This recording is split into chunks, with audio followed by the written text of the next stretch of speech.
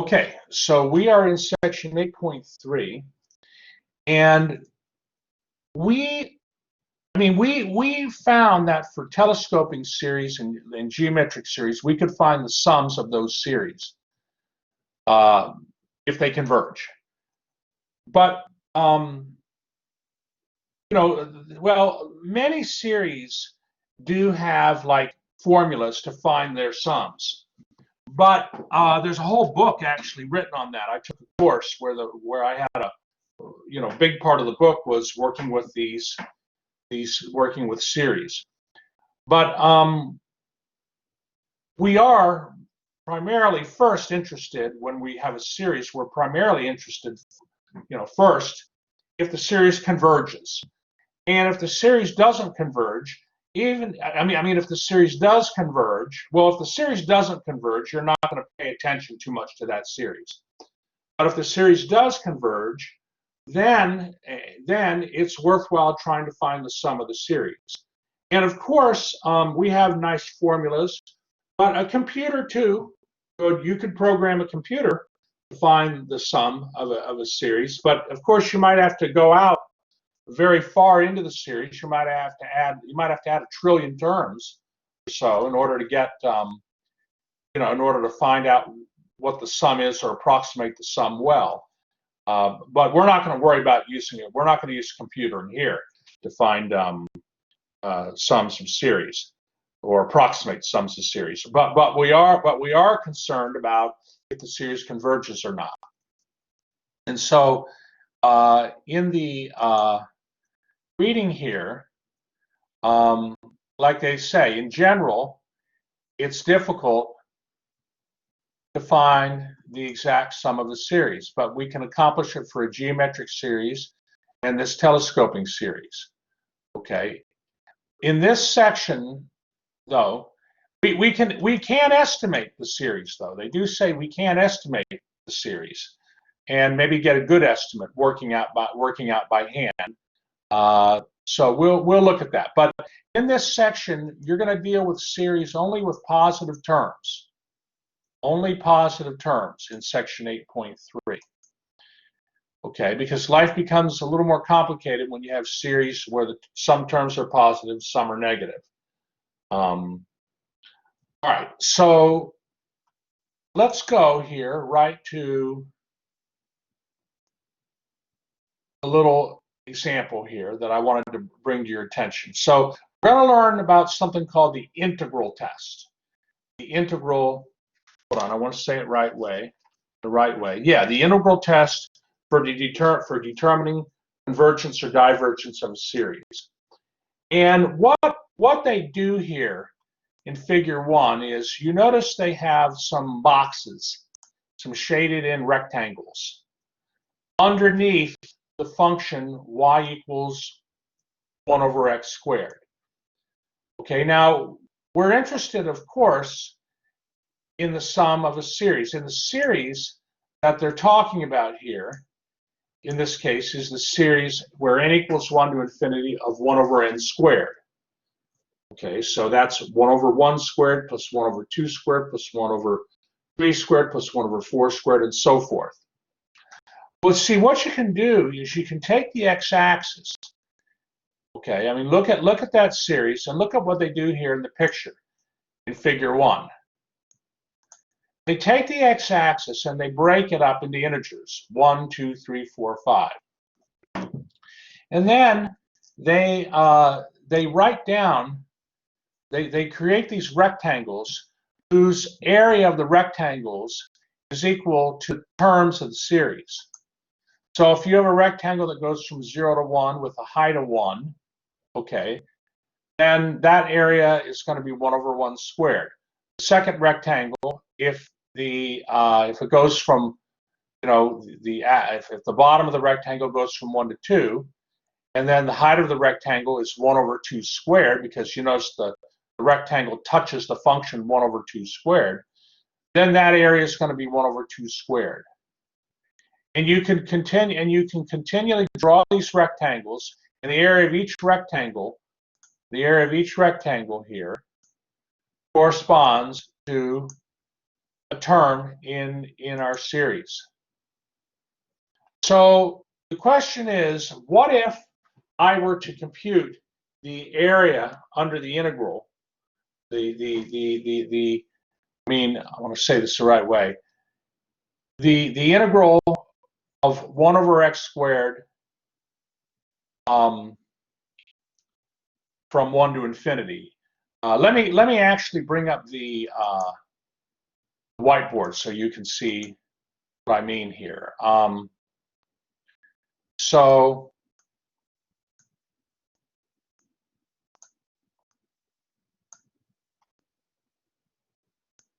Okay, so let me just write it like I want to write it here.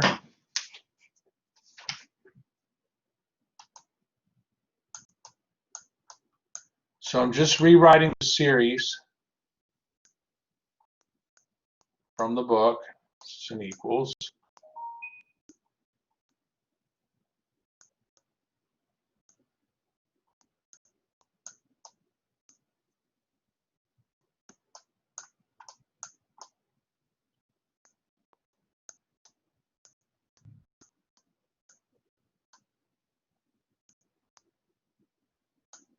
I'll write down maybe 4 or 5 terms.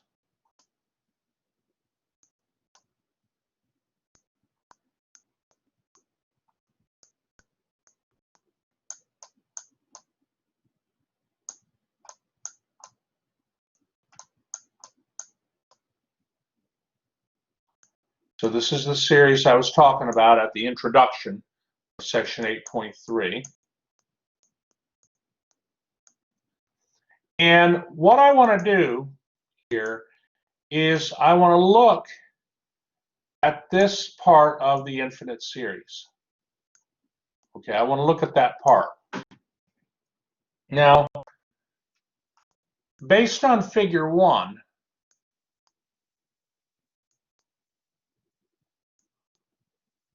based on figure 1,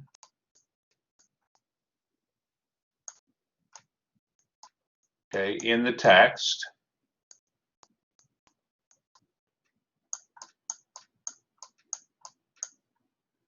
this sum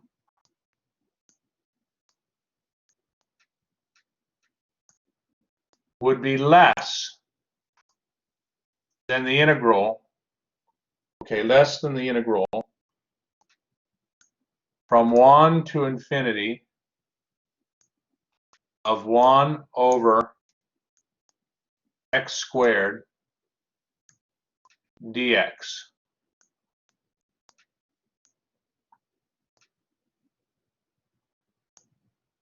Okay. Now you might want to write that down on your paper because I'm going to go back to the figure. But what I'm saying is this sum, 1 over 2 squared plus 1 over 3 squared plus 1 over 4 squared and so forth, that sum is going to be less than this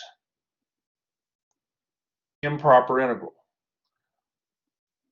Now the question is, does this improper integral, the integral from 1 to infinity of 1 over x squared dx, does it converge or diverge? So you have to think back to section 5.10. This is a p integral, right?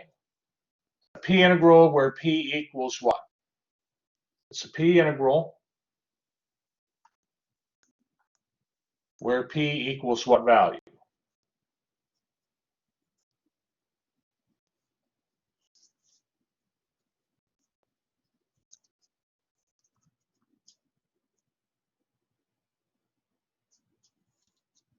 So how do you find the p?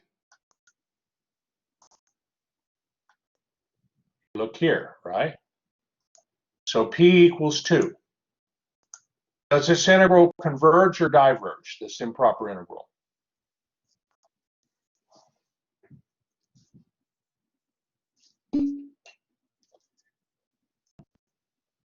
Well, anything thinks diverges. Do we have any difference of opinion?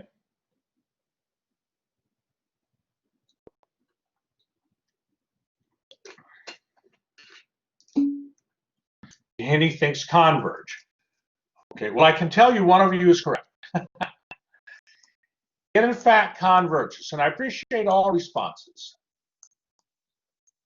It converges. If you were to, write this, the limit as t goes to infinity, if you were to remember how you do improper integrals, you express them as a limit as t approaches infinity of 1 to t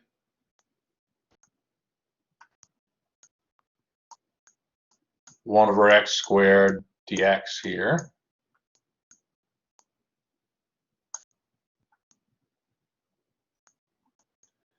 You'd find that that integral converges. So the point is, if the integral converges, then this sum is also going to converge.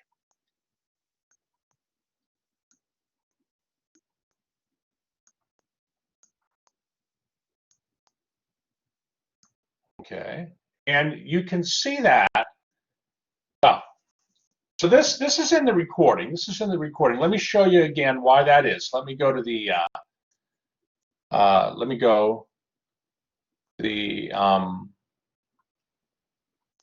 Back to the book. Back to the book. Yeah. So you see the area under the curve, 1 over x squared, that area includes this white space. Okay, you see the white space between the function and the rectangles? I mean, all the areas of the rectangles are underneath the curve. They're underneath that function 1 over x squared. So if the integral from 1 over x squared, I want to be careful here. All the areas, okay, starting with 1 over 2 squared, and then 1 over 3 squared, 1 over 4 squared, 1 over 5 squared, and so forth. All those areas are located under the function y equals 1 over x squared. So if the improper integral,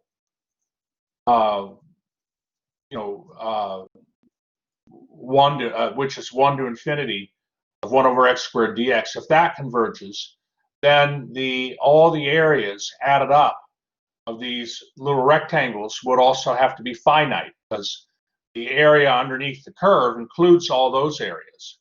If the bigger area is finite, if the bigger area is finite under the curve, then the sum of all those little areas has to be finite too. Now the only area that isn't in there is the 1 over 1 squared. But if you add 1 over 1 squared, that's 1. If you add 1 to a convergent sum, you're going to get a convergent sum. So this basically demonstrates something called the integral test. Okay, it demonstrates something called the integral test. And they have another figure too, but I want to get right to the integral test. The integral test says that suppose you have a continuous positive decreasing function on 1 to infinity, and let a sub n be f of n. Okay, in other words, you have a sequence, okay, of terms. Let me see here. One moment. One moment, class. Oh wait, hold on. Hold on. Am I not sharing anymore? Are you seeing the ebook in front of you? I don't see it on the screen. Okay, hold on. I got to do this again. All right, hold on.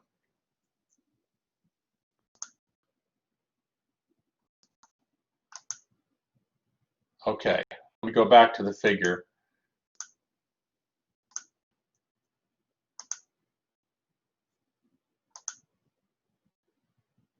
Hold on.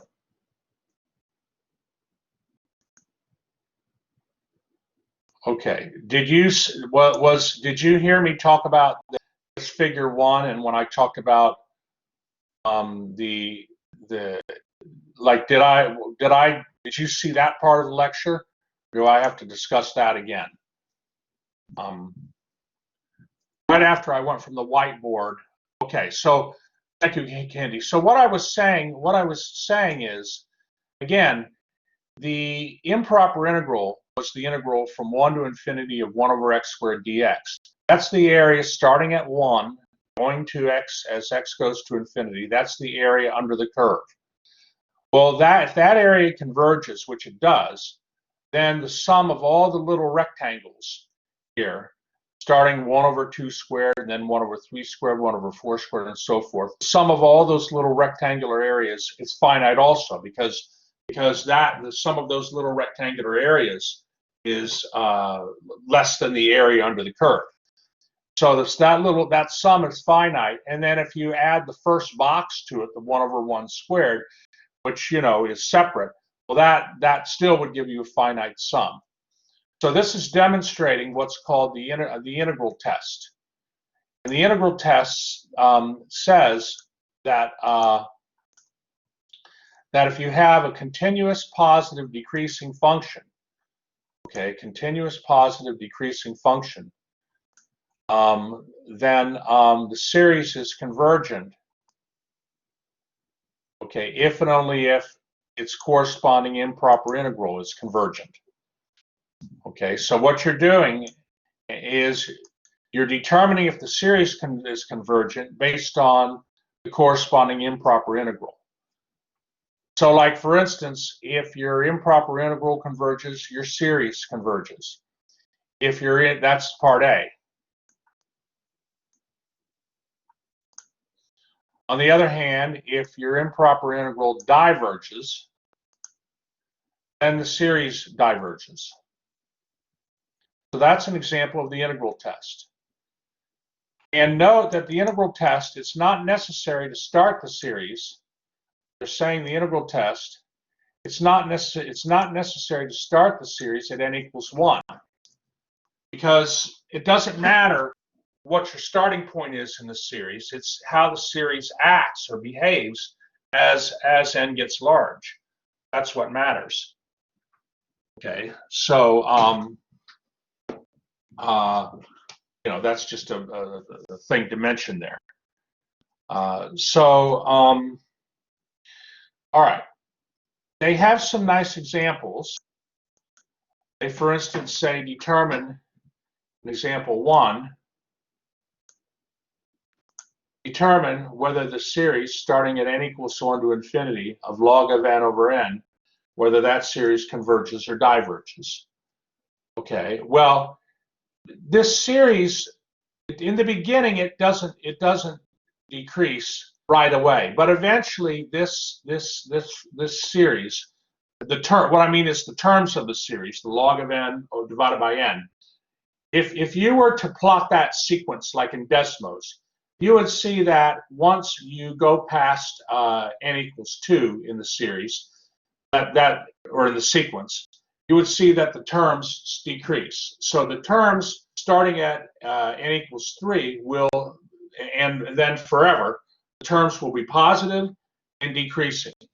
So you can use the integral test to ascertain whether this I don't know why it keeps bringing that blue stuff up, but you can use the integral test to determine whether this series converges or diverges. And so the integral test, if you apply the integral test as they hold on here, I don't know why it's doing this crazy stuff. Hold on. I just want to highlight it, but all right, well, it's fine. So the integral test, if you do the integral test and compute the improper integral, you're going to get a divergent improper integral. Okay, and they have here the integral from in this integral test that we're doing here. They have the integral of log of x over x dx. And then they go right away to the antiderivative, log of x squared divided by 2. So, of course, they used a substitution there. They let u equal log of x and then did a substitution, but they're leaving that step out. But, of course, on your exams and so forth, you cannot leave the steps out, right? I want to see the steps. Sometimes the book leaves steps out. Okay, so that's an application of the integral test. Now, another application is an example 2. For what values of p is the p-series convergent? So, we have a p integral, the integral of 1 over x to the pth power. That is a p integral, if your limits go from 1 to infinity. Well, p series is the sum where n equals 1 to infinity of 1 over n to the p. And naturally, we want to ask for what values of p is the p series convergent. Well, the p series will be convergent if p is greater than 1 and divergent if p is less than or equal to 1. And that's just the same. That's just the same principle as the improper integral. Like the p integral, the improper integral, converges when p is greater than 1, and diverges if p is less than or equal to 1. So, this is an example then of using the integral test to prove this result. All right, and so examples here. Okay, if you have the series where you have n equals 1 to infinity of 1 over n cubed, that series is going to converge because it's a p series with p equals 3. And 3 is greater than 1. But if you have the series 1 over, series where n equals 1 to infinity of 1 over n to the third power, that series is going to diverge because that's a p series where p equals a third. Okay, and that's less than 1. Okay, are there any questions on that?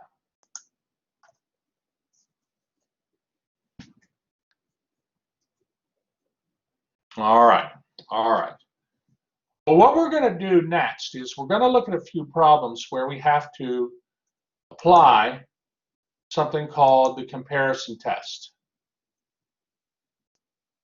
The comparison test is given in your book, of course, and I'll just highlight the whole thing here, put it in yellow. I think that's my favorite color here for the book.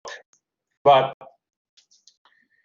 you see, sometimes it's difficult to determine if a series converges or not. But if you can compare a series with another series that you know something about, you can establish if the complicated series converges or diverges. So, like for instance, if you have a series, sum of bn term, the summation where the terms are given by bn, and that series converges, and the sequence of terms bn is greater than the sequence of terms an, then the series where you add up the terms from the an sequence would also have to converge. I mean, if a series is a sum, right? And so if you have one series that's greater than another series and the bigger series converges, then the smaller series has to converge. And again, we're assuming that our series all have positive terms. The terms have to be all positive. Okay. So does that kind of make sense, part A of the comparison test for you? Does that does that make some reasonable sense?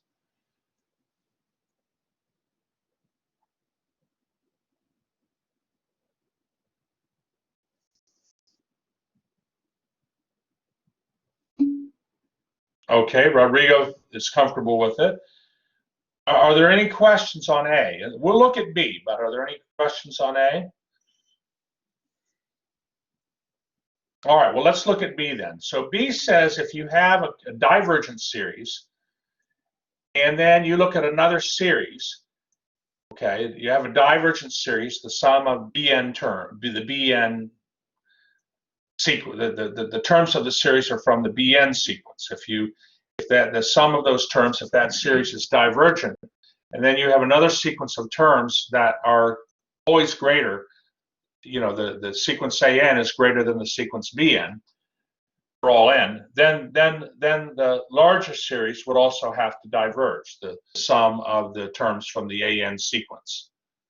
Because if you have a smaller series and it diverges, if it has an infinite sum or just doesn't, I want to be careful. Yeah, in this case, we would be talking an infinite sum. If the smaller series diverges, that means its sum is infinite in this case. Well, the larger series would also have to have a sum that is infinite. Okay, so you see, you can use the comparison test to help you establish convergence and divergence for things. So let me see here. One moment. One moment here. I'm just seeing if yeah. So I wanna push through a few examples here. Give me just one moment.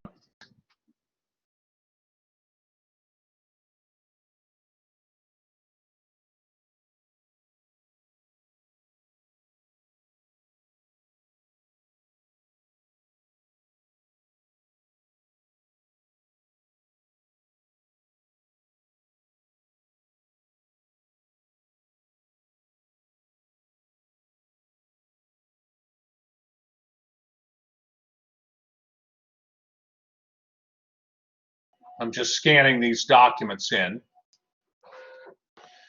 While I'm doing that, just a reminder for those that maybe arrived a little late to class, that for exam 3, question 11, that question, it says use Euler's method, like with a program or a computer, to approximate the solution of the differential equation when x equals 1. Well, you're going to be working it out by hand. You're not going to be using a computer or a calculator to do question 11 from the exam part 1. You're going to work those problems out by hand. Work that problem out by hand, but you're only going to do it for 2 step sizes. The step size h equals 1, and the other step size h equals 0.1. But you'll use Euler's method and work it out by hand for those step sizes. H equals 0.1. It'll take a little time to do, but it's good for the soul, and you'll be fine. So for the step sizes, that the other step sizes there, which is h equals 0.01 and h equals 0.001, you're not going to do those parts. You're going to ignore those parts in question 11, where it says use Euler's method with a step size of h equals 0.01 and h equals 0.001. Because to do Euler's method with a step size for that problem for a 0.01, you'd have to do 100 iterations, and I think that would take too long to do by hand, right? So, all right, so very good. Mentioned that.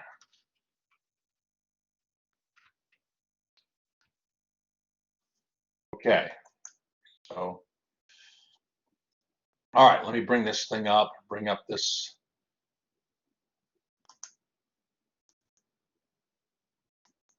Hope I'm doing okay. I only see here, let me